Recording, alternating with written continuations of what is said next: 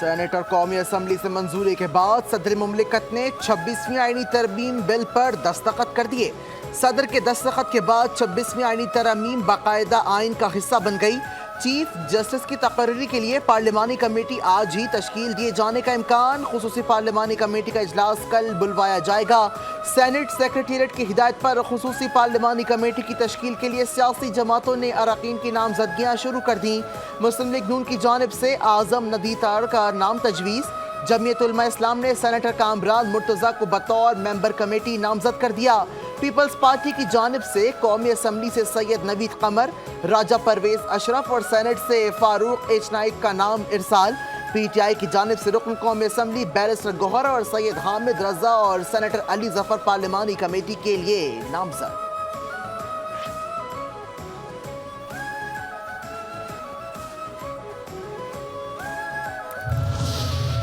نیا chief justice کون؟ نئے چیف جسٹس کی تقرری کے لیے نام بھجوانے میں چند گھنٹے باقی۔ 26ویں آئینی ترمیم کے بعد چیف جسٹس کی تقرری 3 دن قبل ہوگی۔ سپریم کورٹ کے موجودہ چیف جسٹس 22 اکتوبر رات 12 بجے تک 3 نام آئینی کمیٹی کو بھیجنے کے پابند۔ پارلیمانی کمیٹی 3 سینئر ترین ججز میں سے 1 جج کا تقرر کرے گی۔ چیف جسٹس کے نام کا فیصلہ 12 رکنی پارلیمانی کمیٹی 2/3 اکثریت سے کرے گی۔ کمیٹی وزیر اعظم کو چیف جسٹس کا نام بھیجے گی۔ وزیر اعظم اب صدر مملکت کو منظوری کے لیے نام بھیجیں گے۔ چیف جسٹس پاکستان کے عہدے کی مدت 3 سال، ریٹائرمنٹ کی عمر کی حد 65 سال ہوگی۔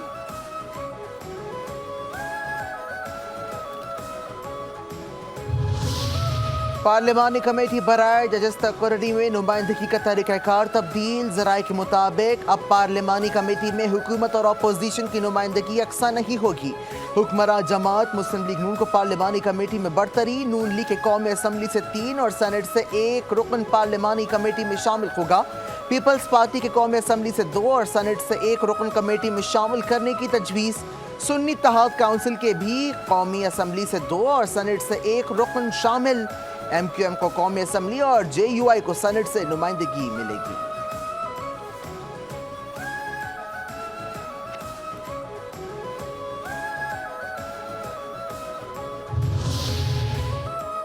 حکومت قومی اسمبلی میں بھی 2/3 اکثریت ثابت کرنے میں کامیاب۔ 26ویں آئینی ترمیم سینٹ کے بعد قومی اسمبلی سے بھی منظور۔ 27 شقوں پر مبنی آئینی ترمیم کی شقوار منظوری۔ ترمیم کے حق میں 225 ووٹ، مخالفت میں 12 ووٹ آئے۔ پی ٹی آئی کی حمایت یافتہ 4 آزاد اراکین نے آئینی ترمیمی بل کے حق میں ووٹ دیا۔ اپوزیشن کا ایوان سے واک آؤٹ کیا۔ بل کے متن کے مطابق سپریم کورٹ کے ججز کا تقرر جوڈیشل کمیشن کرے گا۔ جوڈیشل کمیشن آئینی بینچز اور ججز کی تعداد کار تقرر کرے گا۔ از خود نوٹس کا اختیار آئینی بینچز کے پاس ہوگا۔ پاکستان کی تاریخ کا سنہری دن ہے۔ طے ہو گیا، پارلیمنٹ سپریم ہے، اب من مانے فیصلوں کا خاتمہ ہوگا۔ وزیر اعظم شہباز شریف کا قومی اسمبلی میں خطاب۔ 26ویں آئینی ترمیم کی منظوری پر اتحادیوں سے اظہار تشکر۔ کہا بینظیر بھٹو، نواز شریف کا ادھورا خواب پورا ہو گیا۔ یہ صرف ترمیم نہیں، قومی یکجہتی کی شاندار مثال ہے۔ آج سے نیا سورج طلوع ہوگا جس کی روشنی پورے ملک میں پھیلے گی۔ ترمیم سے ملک کا مستقبل مضبوط اور محفوظ ہوگا۔ ایک جج کا نام لیا گیا، وہ پتہ نہیں کیا کرتے تھے۔ ماضی میں جو ہوا اب کسی وزیر اعظم کو گھر نہیں بھیجا جا سکے گا۔ لاکھوں لوگ انصاف کے لیے ترس رہے ہیں، ترمیم سے انصاف آسان ہوگا۔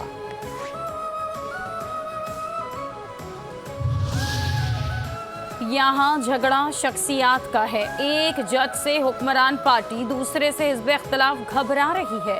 مولانا فضل الرحمان کا قومی اسمبلی اجلاس سے خطاب۔ ابتدائی مسودے میں ایسی ترمیم تھی جس سے جمہوریت کا قتل ہو رہا تھا۔ کہا تھا کہ آئینی ترمیم کو شخصیت کے تنازع میں یرغمال نہ بنایا جائے۔ آئینی ترمیم کے لیے تمام لوگوں کی کوششوں کو خراج تحسین پیش کرتا ہوں۔ نواز شریف اور آصف زرداری کے ساتھ ظلم ہو تو فرنٹ لائن پر ہوتا ہوں۔ آج بانی پی ٹی آئی پر سختیوں پر بھی فرنٹ لائن پر اس کی مذمت کروں گا۔ جلسے اور جلوس جمہوریت میں سب کا بنیادی حق ہے۔ کوئی قاعدے قانون کے تحت جلسے کرتا ہے تو اسے اجازت ہونی چاہیے۔ قائد اعظم نے کہا تھا کہ ملک میں اسلامی معاشی نظام ہوگا، شریعت کوڈ کو ہمیں مضبوط بنانا ہے۔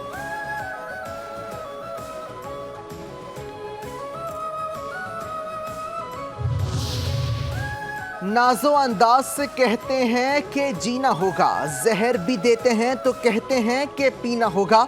जब मैं पीता हूँ तो कहते हैं कि मरता भी नहीं, जब मैं मरता हूँ तो कहते हैं जीना होगा।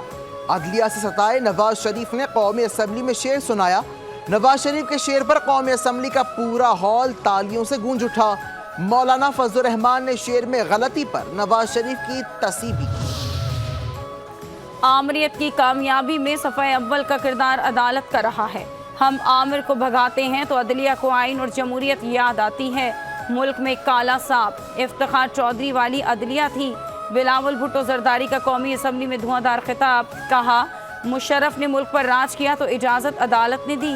किसी ने ज़ियाउल हक को नहीं रोका कि आप कौन होते हो जज लगाने वाले। ये समझते हैं कि हमने इनका इख्तियार छीना, ये हमसे इख्तियार छीन रहे हैं। अदलिया अपना इख्तियार रोज़ वज़राए आज़म को फारिग करने पर इस्तेमाल करती है। 26वीं आइनी तरमीम सियासी जमातों और जमहूरियत की फतह है। तारीख़ साबित कर देगी कि 26वीं तरमीम आवाम के हक़ में है। तरमीमी बिल में सबसे ज़्यादा मेहनत मेरी नहीं, मौलाना फजल रहमान की है। अपोजिशन वोट दे या नहीं, आइनी तरमीम इनकी भी सियासी कामयाबी है।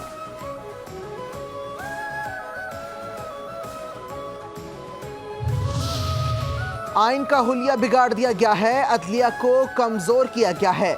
हम समझते हैं तरमीम इजाफी आइन है, आइनी तरमीम आज़ाद अदलिया और इख्तियारात के बरक्स है। रहनुमा PTI हामिद खान की सुप्रीम कोर्ट के बाहर मीडिया से गुफ्तगू। कहते हैं वकला आइन के सिपाही होते हैं, हम पर फर्ज है आइन और अदलिया का तहफ़्फ़ुज़ करें। जल्द मुल्क गिरो और वकला तहरीक चलाएंगे। आइनी तारीख और अदलिया के लिए आज से दिन है। आइनी तरमीम के बाद अदलिया को हमेशा के लिए महकूम बनाया जाएगा। चेयरमैन PTI बैरिस्टर गौहर का असम्बली इजलास से खिताब। हमने आइनी तरमीम के मुसव्वदे में हुकूमत के एक लफ्ज़ पर भी इत्तेफाक नहीं किया। ये चंद केसेस की बुनियाद पर आइनी बेंच बना रहे हैं। पाकिस्तान की आज़ाद अदलिया को हुकूमती नुमाइंदगान ने आज तनकीद का निशाना बनाया। इतनी तनकीद तो उन्होंने कभी मोदी के लिए भी नहीं की। नवाज शरीफ ने शेर पढ़कर अदलिया की तौहीन की, मजम्मत करते हैं।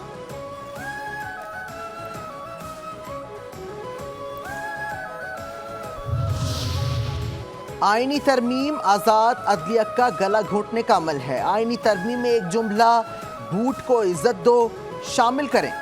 जिन लोगों का शुक्रिया अदा किया जा रहा था वहाँ नामालूम अफराद को भी शामिल करते। कायदे हिज़्ब इख्तिलाफ उमर अयूब का कौमी असम्बली में ज़ाहिर ख्याल। कहा, PTI अरकान को हिरासा करके हुकूमती बेंचेस पर बिठाया गया। जो सलूक रवा रखा गया ऐसा जंगी कैदियों के साथ नहीं होता। जनाब स्पीकर, पहिया घूमने में देर नहीं लगती। तरमीम 31 अक्टूबर को मंजूर हो जाती तो क्या हो जाता। आइनी तरमीम का अमल जमहूरियत दफन करने की कोशिश है। यह आइनी तरमीम विफाक को कमज़ोर करने की अलामत होगी। धांधली से बनी हुकूमत आइनी तरमीम नहीं कर सकती। ये आइनी तरमीम पाकिस्तानी अवाम की नुमाइंदगी नहीं करती।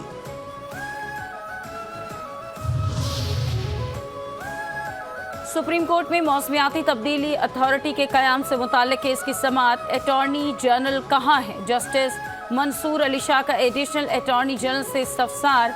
गुज़श्ता रात मसरूफ़ रहे इसलिए नहीं आए। एडिशनल अटॉर्नी जनरल का जवाब। जस्टिस मंसूर अली शाह ने मुस्कुराते हुए कहा कि अब तो सारी मसरूफियात ख़त्म हो चुकी होंगी, आइंदा समाअत पर पेश हों।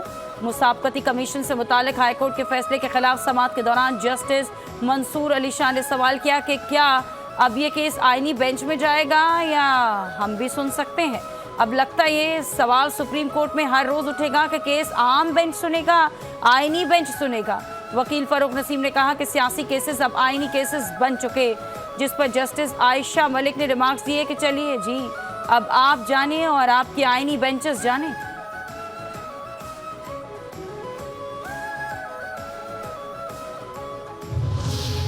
सुप्रीम कोर्ट ने तहरीक इंसाफ की नजरसानी की दरख्वास्त खारिज कर दी। PTI वकला ने केस के मेरिट्स पर दलाइल ही नहीं दिए।